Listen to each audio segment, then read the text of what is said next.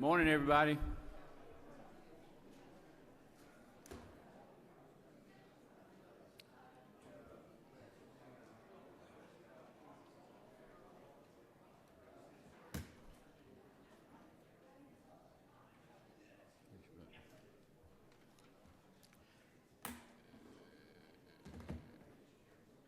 Morning, Representative Martin.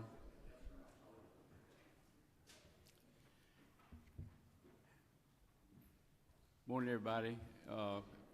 We'll go ahead and start our meeting. On recognize Chairman Newton to open us up with a word of prayer.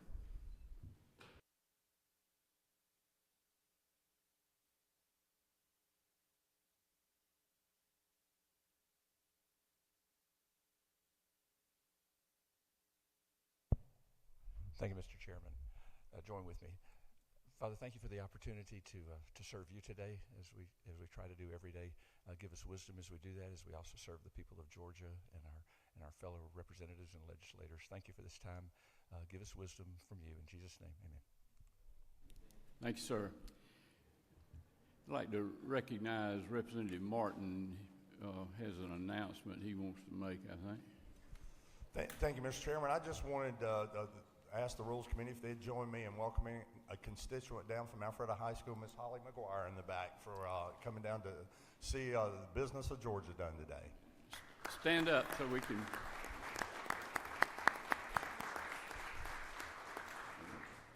Glad to have you visiting today. Thank you. Okay, let's go ahead and begin over here. Chairman Hagan. Thank you, Mr. Chairman and Committee. I have House Bill 657. It is about halfway down the blue sheet. This bill provides consistency of care and quality of support for a person or family in substance abuse recovery by defining certified peer specialists and laying out requirements for recovery community organizations. Okay. Don't see any questions. Thank you. Thank you. Senator Huffstetter. Thank you, Mr. Chairman. I've got Senate Bill 162, which is the next to last one on the sheet.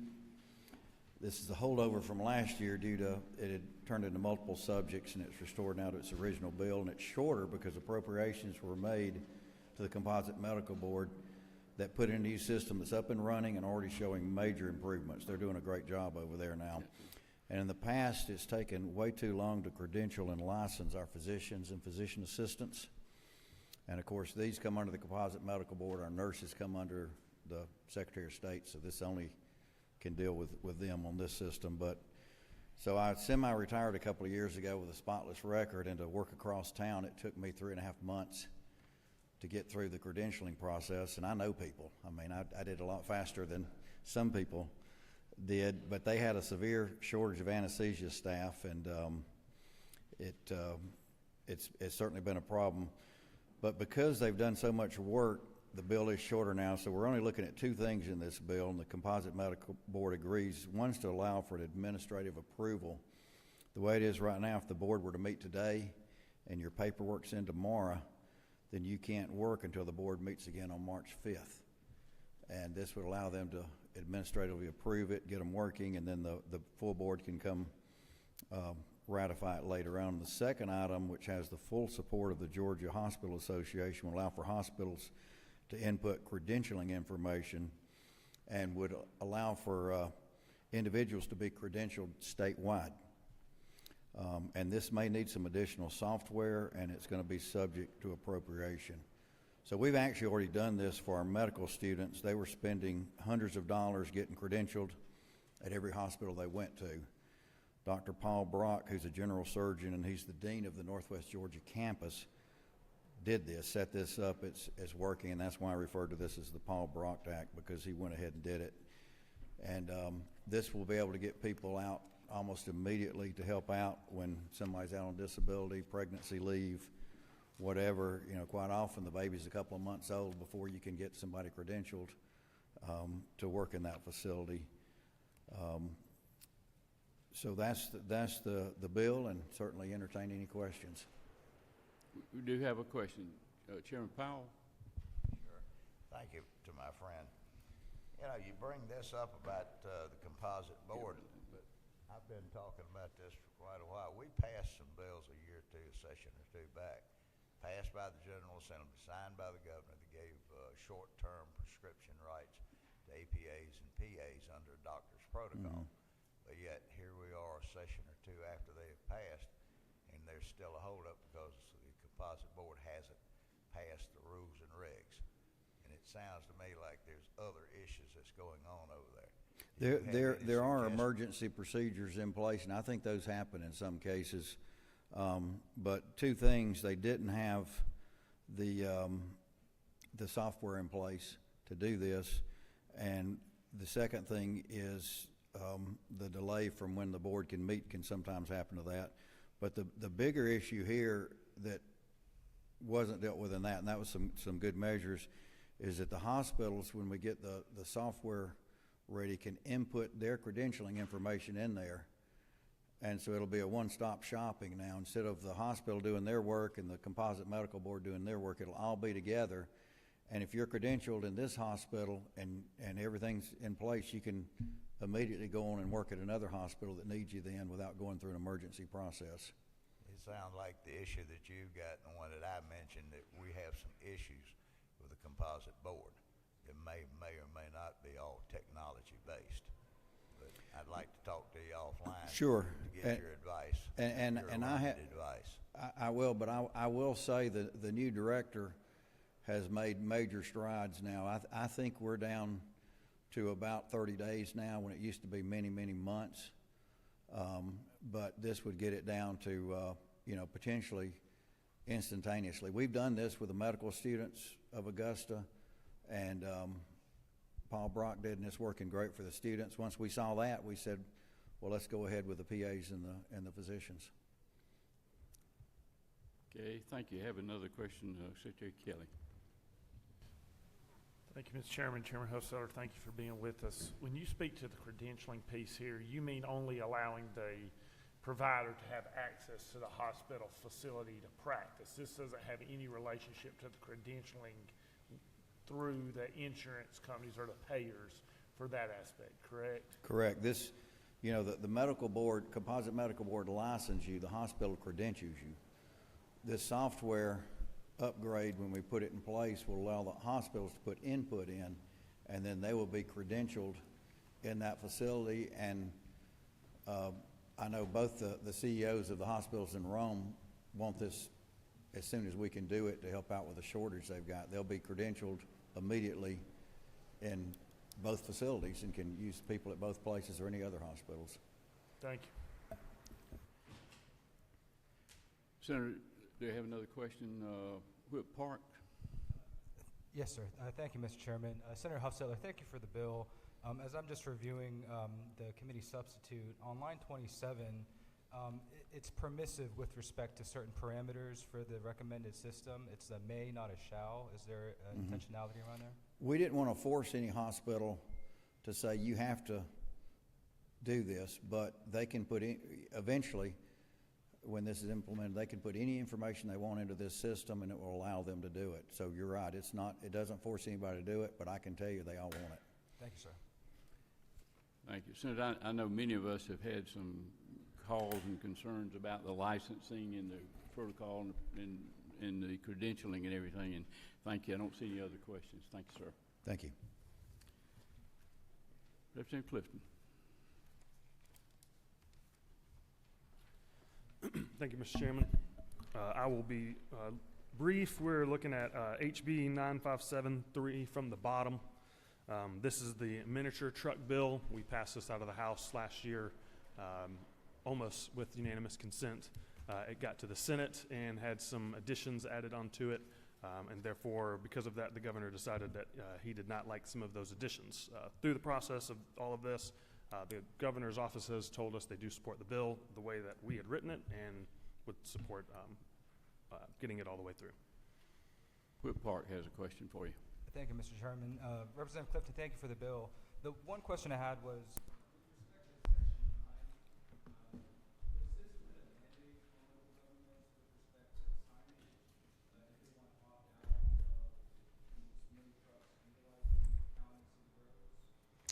So yes, if this bill would allow these vehicles to be driven on county and city roads unless marked. So if the county and cities decide they do not want them, they would be need to. I'm not going to be specific on how they would do it, but they would need to communicate that so that they would not be allowed to be driven.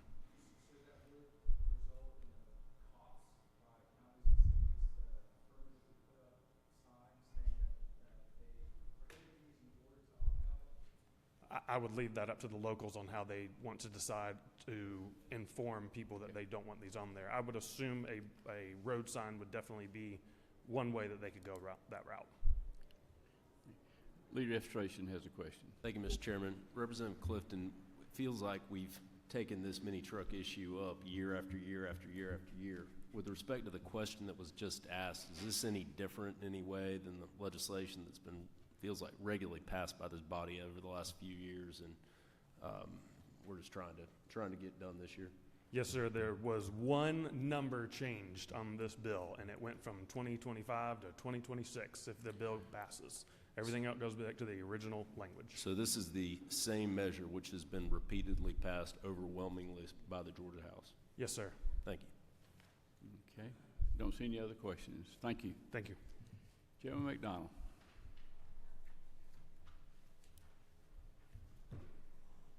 Thank you, Mr. Chairman. I have two bills, if I can present them both, sir. First bill is HB 944. It's on the front page, about 3/4 of the way down. This is just federal guidelines that are given to us each year that our Commercial Vehicle Enforcement Division has to enforce over our motor carriers that are going up and down our interstates. All we do every year is change the date. This year we changed from 2025 to 2026. Okay. Don't see any questions. You got another one? Yes, sir, Mr. Chairman. This is a public safety bill that's not only will help protect our law enforcement, but it'll help protect our families that are going up and down the road. What's the number?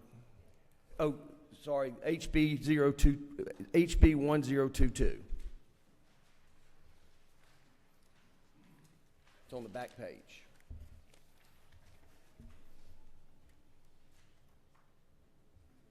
Okay, go ahead. Again, this is a public safety bill that's not only going to help protect our law enforcement, but help our families that are going up and down the road. There's technology in everything. So today we got technology in window tinting. People have the ability now to put a film that's electronic on their front windshields, side windshields, and their back windshields that they can control the amount of tint that they want their windows to be. In current law right now, window tint is around 32%, plus or minus 3. With this technology, they can take it up to 100% or take it down to 0. And the same thing with license plates. This bill will also repeal a measure back in 2017 where we authorized electronic license plates, where you can sit with an app and change what you want on your license plate. Just a couple weeks ago, there was 3 cars in Atlanta with the same license plate riding around, and the flock system picked all of them up. Also, with this technology, they can tint their license plate. So this is also outlawing that. For the first offense, it'll be $500, and any offense after that will be $1,000. So basically, if your law enforcement sees somebody with a tinted window and they cannot see in the car, they pull them over. They can hit a button and make their windows go clear. It's proven that also with dark tinted windows, what you can't see in, they can't see out. And so this also protects us going up and down the road, our families, for the people that have this dark tinted window, that they can, in intersections and can see us going up and down the road. Okay, Whip Park has a question for you.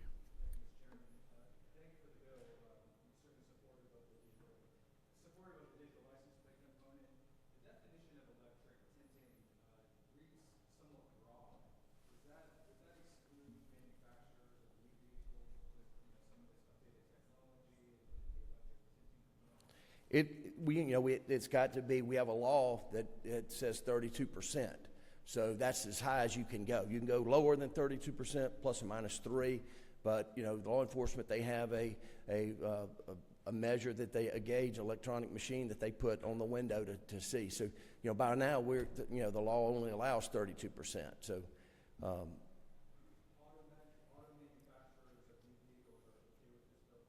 I haven't had any discussion with them. Okay, have a question. Chairman Martin, is that you?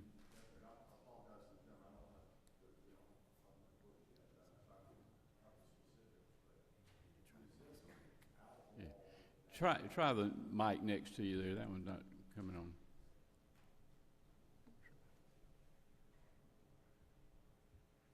Try it. We usually can hear you when you talk. Try the one so on the other side. Let's try that one. I can hear you. Well, talk loud. Okay, go ahead. Yeah. I don't have a bill, but my question is this outlaw that electronic technology being in the car at all, or is this being used when the car is running? That would be a vague part in the bill. I do not have any specifics. Is it true? Here's my concern.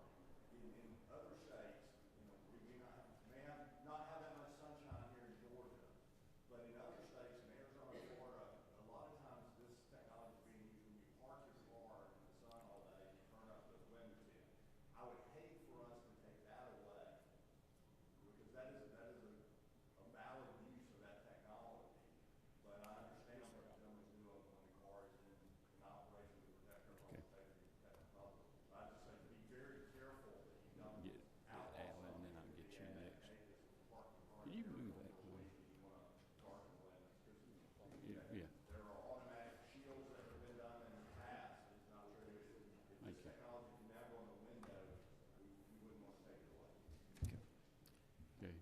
Chairman Powell has a question for you. Try the one next to you there, and we have a little difficulty this morning. Yeah, well, just talk loud. There's a little technical issue here.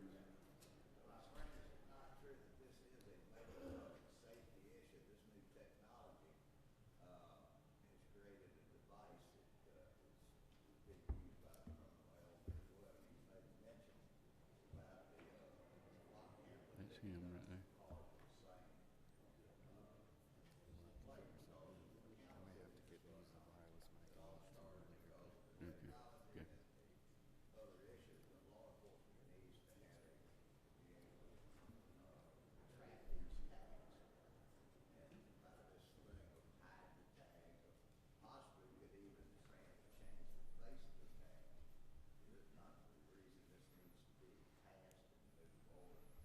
Okay. That is a big part of it.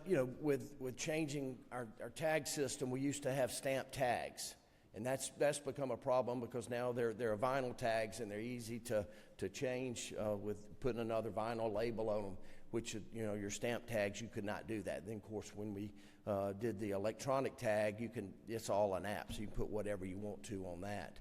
But the main thing is the safety, as I said before, when you can't see in the car because the tint's too dark, they can't see out. So that's another safety issue we have to take into consideration is our families going up and down the road, and the people that are driving these cars, they can't see us either.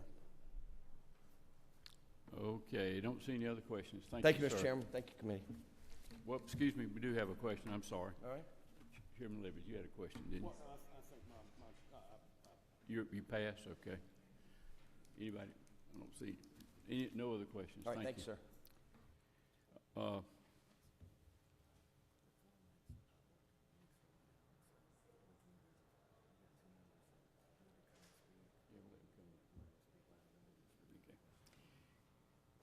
Okay, we're having a little difficulty here with the mics. We've got a couple of members who want to ask for something. We're going to try your mic, and if it doesn't work, we'll let you come to the podium. How about that? Okay.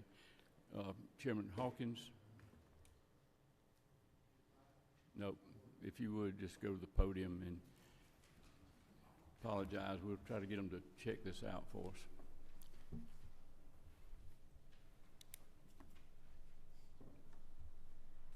Thank you, Mr. Chairman. I'm asking for HB 629's on the front page. This is a bill that we had last year, and this bill is now a substitute. It includes a very important issue with Stop the Bleed kits.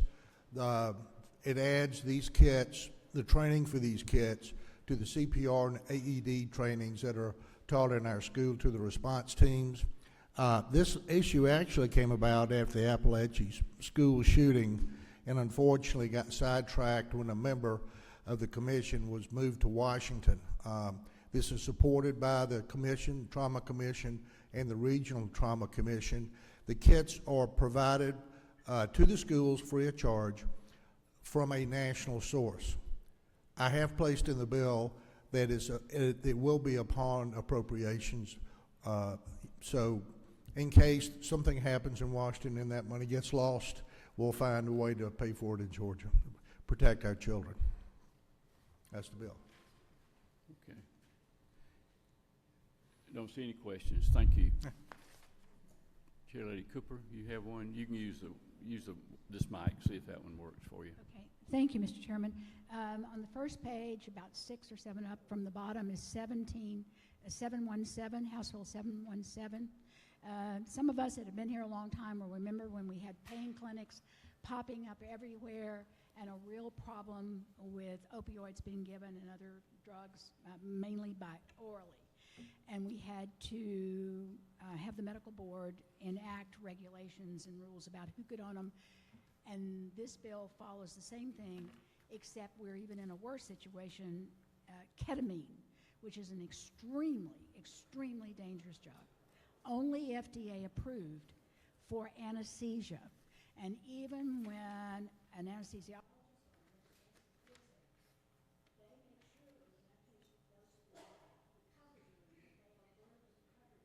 the fact that the patient has had it. So these clinics are talking about no regulations, nothing about, checking to see if patients in our database have been using other drugs and giving other drugs or potentially either of those. And what it does is set up regulations. Physicians would own 50%, since they're the most educated, and they have to have the ability to make things like we will have or that kind of thing. Nurse and methods 49% is what they wanted to do, and also it sets up, about administration. Even for physicians, they were requiring it through advanced airway management training. That's how dangerous it is. That a general physician would need advanced training to deal with people if they get. So that's answer questions about it. Okay, have a question for you. Representative Kelly. Thank you, Mr. Chairman. Madam Chair, thank you for the legislation. I understand this is a dangerous drug that's being administered. Are there current individuals owning this? Are there current facilities owned today that don't meet the ownership structure prescribed in this bill? Yes. And are we divesting anyone's interest that owns them today? No. So if you own one of these today, we're not going to force you to sell or divest your interest. No. No? No, I would like for it to be that way because they're dangerous and what they will have to register with the board. Just register so we know where they are. I would hope that once their standards put in place, that they would want to upgrade their facility to meet standards, not about the ownership maybe, but that they would have a defibrillator. The equipment they would need to intubate a patient if they were having airway problems. Because I would think that once you have standards in place, if they're smart, they wouldn't want to take the chance of having a really bad reaction. And the lawyers, going at them because there were standards and they weren't meeting them. They are starting up more all over the state. There's probably somewhere about 20 plus of them now that we know of. Owns one. He has talked to people, and he even admits that most of them are not having to be an anesthesiologist. And he said, everything that he would have in the OR to help with patients. But he says he's talked to these people over the state. And if you go out on his website, he has, and look through it, he has a ketamine academy, which is what you do to set him up, and that's why he was talking. But he was very honest with me. I agree with you. I hope they bring them up to standards as well. I was just curious about the ownership aspect. Thank you, Madam Chair. The grandfathered in. Okay, don't see any other questions on that. Any other member of the committee have anything they want to present this morning? Okay. Let's do this. Let's set a calendar for Friday, the legislative day number 14. House Bill 629. Do I hear a move? Have a motion and a second. Is there any opposition? It's on. House Bill 945. Moved and seconded. Any opposition? It's on. Okay. House Bill 980. Have a move and second. Any opposition? It's on. Okay, don't forget today we got the budget on the floor. We will not have a rules meeting tomorrow. We will not meet tomorrow. Our next rules meeting will be Monday at 9 a.m. Monday at 9 a.m. Thank you. We're adjourned.